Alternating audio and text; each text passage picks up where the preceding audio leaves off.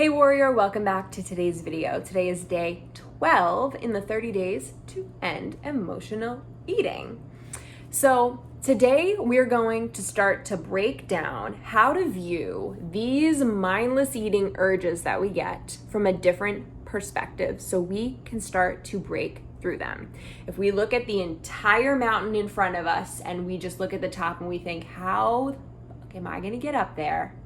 We are not even going to be able to take the first step.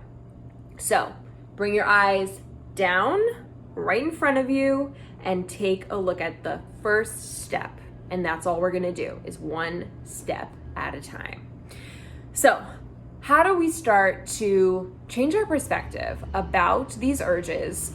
Because we are thinking strong, we are making healthy choices for ourselves 1 minute, and then if we get triggered or if this emotional eating urge comes upon us, we turn into a zombie and we can't do anything until we squash this urge by acting on it, by emotionally eating. So how do we start to break this urge so we can break the habit and break this pattern once and for all? Okay, so today is going to be step 1, and then a few of the videos that follow this will cover each step coming after it. So a big and difficult, I will be honest, difficult part of this process is going to be to experience this urge and not act on it. This is going to be a challenge, but again, the way that you perceive it is really what makes it really challenging or just a little bit challenging. Just know that this will get easier the more you practice it, and we are not going to jack this up with emotions if we get it wrong or if we mess it up, because we're learning. We're doing something totally different, and as beginners, we give ourselves grace and compassion to learning how to do this the right way, meaning it's going to stick with us so that this is just what we do. This is our norm so that we can reach food freedom. All right, so we're gonna view, step 1, so we're gonna view this urge as evolutionary excess. That's all it is.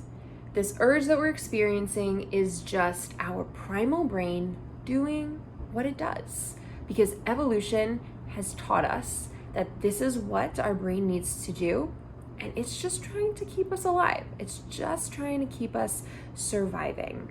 And we know we're not in immediate danger.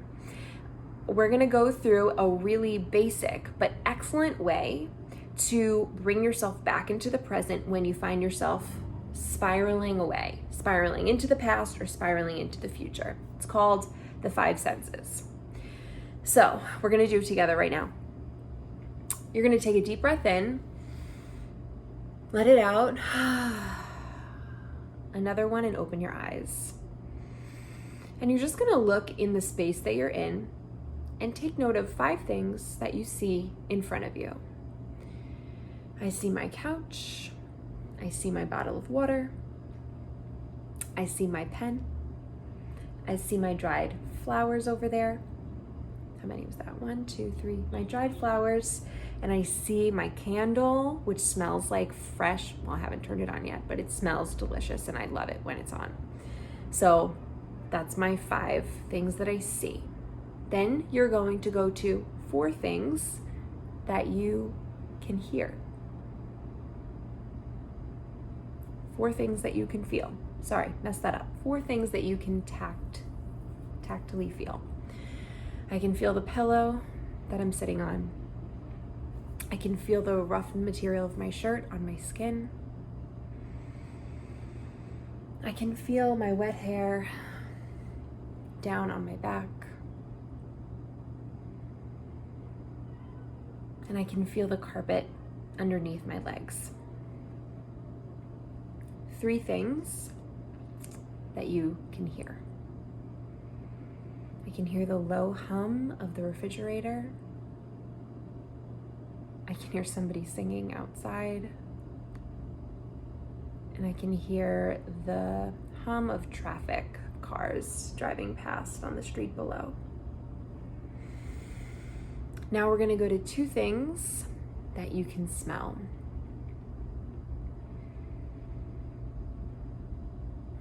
can smell the lunch I just cooked, the chicken.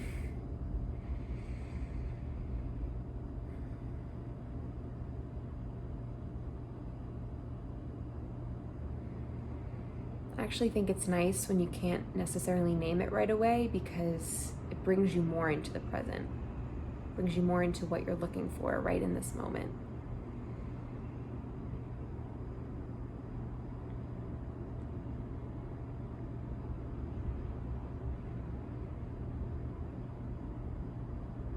I can smell the lemon in my water.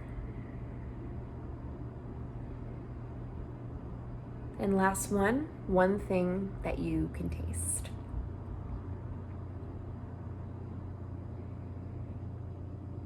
I can taste the aftermath of kombucha that's on my tongue. I can also taste my breath, but I chose to pick the latter.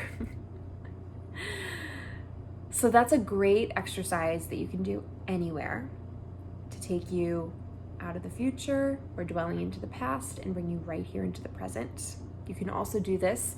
It's a great way to get into your senses, because evolutionary excess and urges are very much going to drive the anxiety. And it's driven by the stress response. It's driven by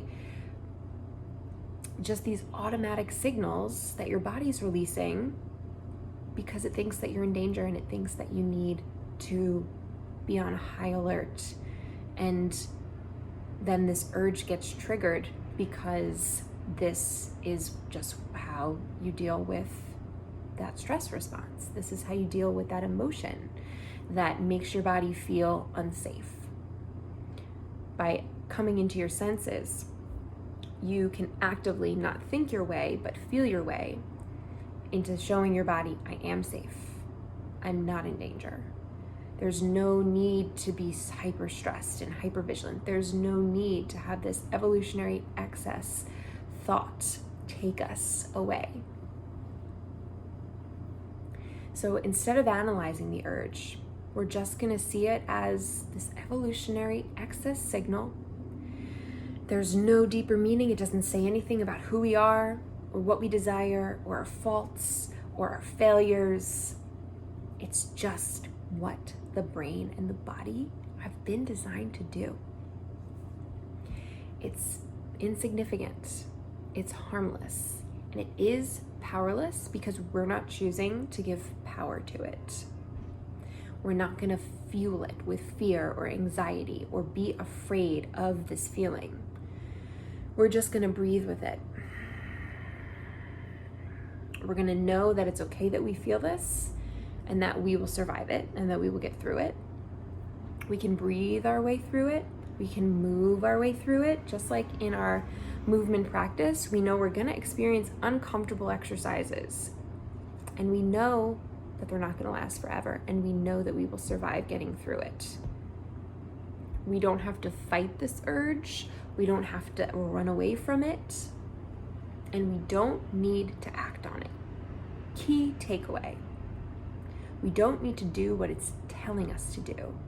If you give it a persona, if you give it this like very urgent personality, I feel like it would be this dog that would be running around my apartment saying, play with me, play with me, play with me. Here's my ball, here's my ball. And it's like jumping up on my lap. And I'm just trying to chill out. I'm just trying to enjoy the moment. I would just love to sit here and be with myself, read my book, talk with my friend, whatever it is that I need. I don't have to play with the dog just because the dog is urging me to play with it. So eventually the dog will just go into another room. So we are not going to give these urges the attention that they're asking for, and we're not going to indulge them in giving into what they want. We're not going to give them power. We're not going to even engage with it. We're not going to negotiate. We're not going to try to decipher the meaning. We're not going to debate with it. We're not even going to respond to it. We're just going to reaffirm and tell ourselves we are safe, we have the control, and we are going to breathe and sense our way through this. The discomfort will dissipate. binging on it,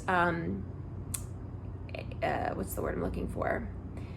Charging it up with emotion, charging it up with anxiety is just going to strengthen this pattern. If we quench it and calm, then the urge will pass. This may feel challenging at the beginning of your practice.